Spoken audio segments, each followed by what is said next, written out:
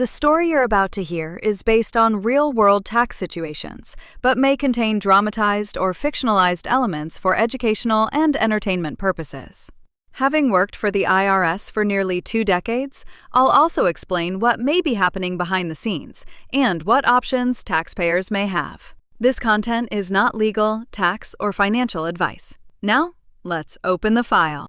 We leave footprints everywhere. We check in online, we track our steps, we map our drives. But in 2023, Marcus Vance decided to see if he could walk through the world, completely invisible. Marcus was a freelance graphic designer working from a dimly lit home office as the rain tapped against the window pane. When his friend and fellow freelancer Dave called to ask if he'd sent his tax documents to his accountant, yet for the upcoming April deadline, Marcus just leaned back and smiled.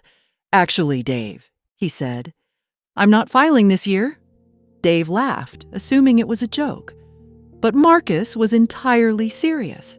"Look, I'm a freelancer," Marcus explained. "Clients pay me directly. It goes into my account. I don't work for a corporate office. There's no boss withholding taxes from a paycheck. If I don't send in a piece of paper telling them what I made, how are they ever going to know?" Dave warned him that the system doesn't work that way and that the authorities have methods for tracking income. But Marcus just shook his head. "Systems run on paper, Dave. I'm just staying off the radar. If you don't make a sound, the beast doesn't wake up."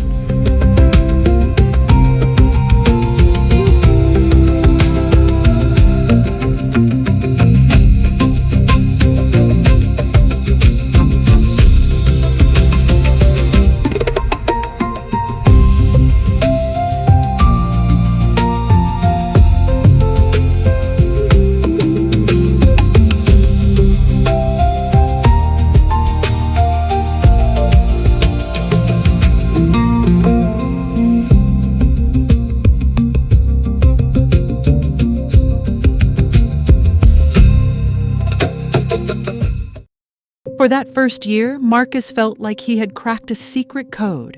No tax bills, no complex forms. His income stayed entirely in his pocket. 2023 bled into 2024, then 2025. 3 years of silence. 3 years of believing he was a ghost. But Marcus didn't realize that while he was keeping quiet, the world around him was talking. Welcome to Behind the Scenes. Let's dispel a myth right now. The government doesn't find out about your income because they are reading your mind or watching your webcams. They find out because of a giant automated jigsaw puzzle. When Marcus works as a self-employed designer, he thinks his relationship is strictly between him and his clients. But businesses have to report what they spend to lower their own tax bills. Every time a company paid Marcus more than $600, they filled out a little digital slip of paper called a Form 1099. They sent one copy to Marcus and another copy straight to a massive computer server hub if Marcus uses a digital payment app or a credit card processor to get paid by everyday customers. Those payment networks also send a report of his total transactions. So, while Marcus was sitting in his office enjoying the silence, thousands of digital whispers were flying through the air, all carrying his Social Security number. They were gathering in a digital room waiting for a match, and when 3 years passed and no tax return arrived from Marcus to match those numbers, a little red flag flipped from pending to unfiled. By early 2026, Marcus was looking at real estate listings with his partner, Sarah. They found a beautiful house with a separate studio space in the back, perfect for his design gear. They had the savings, and Marcus felt like his independence was finally paying off. But that very morning, the mail carrier dropped a stack of letters through the front door slot. Among the bills and flyers was a plain, long white envelope with a distinct return address. Marcus paused, his expression hardening, and quickly slipped it into his pocket before Sarah could see. Later that night, while Sarah was asleep, Marcus sat at his desk and opened the letter. It was marked, Notice CP 59. The language was formal, polite, but firm. We have no record of your prior tax returns. Marcus muttered to himself that it was just an automated letter, a template. He convinced himself that if he replied, he would only confirm his existence to the machine. So, he folded the letter back up, locked it at the bottom of a desk drawer, and closed his eyes. It's a classic human reaction. When faced with a looming shadow, our instinct is to close our eyes and hope the shadow disappears. Marcus wasn't a criminal. He was just a man caught in the paralyzing grip of avoidance. Months passed. The seasons changed. Marcus ignored 2 more letters, believing he was managing the situation, until one Tuesday morning, a completely different kind of envelope arrived. This one wasn't a question. It was an answer. Marcus opened the thick packet, his eyes widening in pure horror. The document read, Substitute for return. Proposed assessment. He scrolled down to the bottom line. The number staring back at him was staggering. $84,000. He began to panic. Breathing heavily in the quiet room, he hadn't even made that much in pure profit. It felt impossible. It had to be a mistake. What just happened to Marcus is one of the least understood powers of the tax system.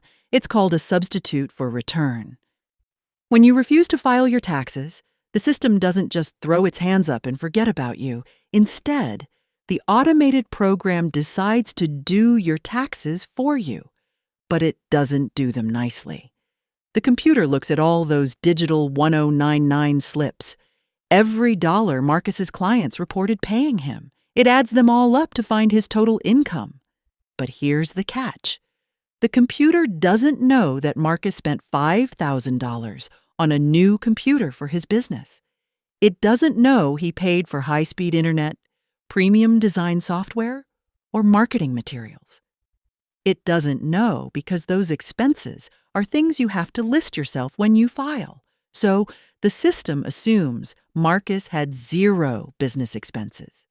It treats his gross revenue as pure 100% taxable profit. Then it applies the highest possible tax rate by filing him as single with no extra deductions. To make matters worse, it tacks on heavy penalties for filing late and paying late, plus interest compounding every single day. The $84,000 bill Marcus is looking at isn't reality. It's a worst-case scenario created by a computer program designed to do one thing: get his attention. A month later, Marcus was sitting at a coffee shop with Dave, looking completely exhausted. Dave noticed the strain and asked what was wrong, mentioning that Sarah had told him they had to push back the closing date on the new house. Voice low and shaking, Marcus confessed. The bank had run a credit check and demanded his last 2 years of tax transcripts to approve the mortgage. I don't have them, Dave, Marcus whispered. I haven't filed. And last week, I got a letter saying I owe nearly $100,000. They processed a return without me. Dave was stunned and urged him to get professional help, but Marcus was defensive, insisting he could handle it himself by writing a letter to explain his business expenses. He was terrified of Sarah finding out that he had ruined their dream house just because he thought he was being clever.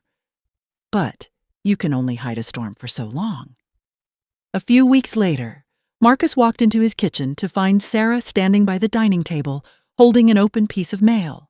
Her face was completely pale, and her voice trembled as she held up a document with bold letters that read, Notice of intent to levy and notice of your right to a hearing. It says they are going to freeze our bank accounts, Marcus, she said, tears welling in her eyes.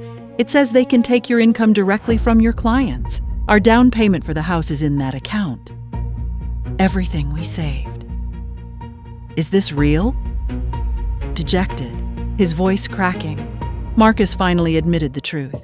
He thought that because he was self-employed, he was outside the system. He thought nobody was looking. They aren't just looking, Marcus, Sarah whispered. They're here.